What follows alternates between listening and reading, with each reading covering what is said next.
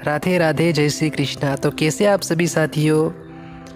आज मैं आपके लिए एक ऐसी कहानी लेके आया हूँ जिसमें हम जानेंगे कि आखिर नंदी कैसे बने भगवान शिव के वाहन। तो शुरू करते हैं इस कहानी को बिना किसी देरी के। पुराणों के अनुसार नंदी असल में शिलाद ऋषि के पुत्र थे और शिलाद ऋषि थे ब्रह्मचारी। दरअसल हुआ यूँ था कि ब्रह्मचारी व्रत का पालन करते करते शिलाद ऋषि के मन में भय बैठ गया। वह भय था कि बिना संतान उनकी मृत्यु के बाद उनका वंश समाप्त हो जाएगा। इसलिए उन्होंने अपने वंश को आगे बढ़ाने के लिए एक बच्चा गोद लेने का मन बनाया। मन तो ऋषि शिलाद ने बना लिया, लेकिन दुविधा यह थी कि ऋषि ऐसे बालक को गोद लेना चाहते थे जिस पर भगवान शिव की असीम कृपा हो। अब ऐसा बालक ढूंढने से भी मिलना मुश्किल था, तो ऋषि भगवान की घोर तपस्या में लीन हो गए। लंबे समय तक तप करने के बाद भी उनको इसका कोई भी फल प्राप्त नहीं हुआ। ऐसे में ऋषि शिलाद ने अपनी तपस्या को और भी कठोर कर दिया।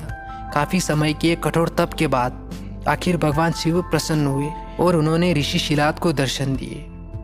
भगवान शिव ने ऋषि शिलाद से कहा, मांगो, क्या वर मांगना चाहते हो। ऋषि शिलाद ने अपनी कामना भगवान शिव से जाहिर की। भगवान शिव ने शिलाद को पुत्र का आशीर्वाद दिया और वहाँ से चले गए। अगले ही दिन जब ऋषि शिलाद पास के खेत से गुजर रहे थे तो उन्हें वहाँ एक नवजात बच्चा मिला। बच्चे का मुख बेहद ही मनमोहक और लुभावना था। ऋषि बच्चे को देख बहुत खुश हुए और यह सोचकर इधर उधर देखने लगे कि इतने प्यारे बच्चे को इस हाल में यहाँ छोड़कर कौन चला गया। तभी भगवान शिव की आवाज़ आई और उन्होंने कहा, शिलाद, यही है तुम्हारा पुत्र। अब तो ऋषि शिलाद की प्रसन्नता का कोई ठिकाना ही नहीं था।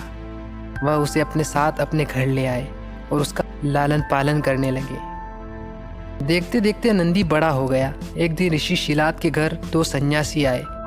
ऋषि शिलाद की आज्ञा से नंदी ने दोनों सन्यासियों का खूब आदर सत्कार किया, उन्हें भोजन कराया। ऋषि शिलाद के घर मिले इस सेवा भाव से दोनों सन्यासी अत्यधिक प्रसन्न हुए। उन्होंने ऋषि शिलाद को दीर्घायु का आशीर्वाद दिया, लेकिन नंदी, जिसने उनकी इतनी मन से सेवा की थी, उसके लिए एक शब्द भी नहीं कहा। सन्यासी द्वारा ऐसा किए जाने पर ऋषि शिलाद को आश्चर्य हुआ। अपनी जिज्ञासा को शांत करने के लिए शिलाद ने सन्यासियों से ऐसा करने की पीछे की वजह पूछी। तब सन्यासियों ने बताया कि आपके इस पुत्र की आयु बहुत कम है, इसलिए हमने इसे कोई आशीर्वाद नहीं दिया। नंदी ने सन्यासियों की यह बात सुन ली।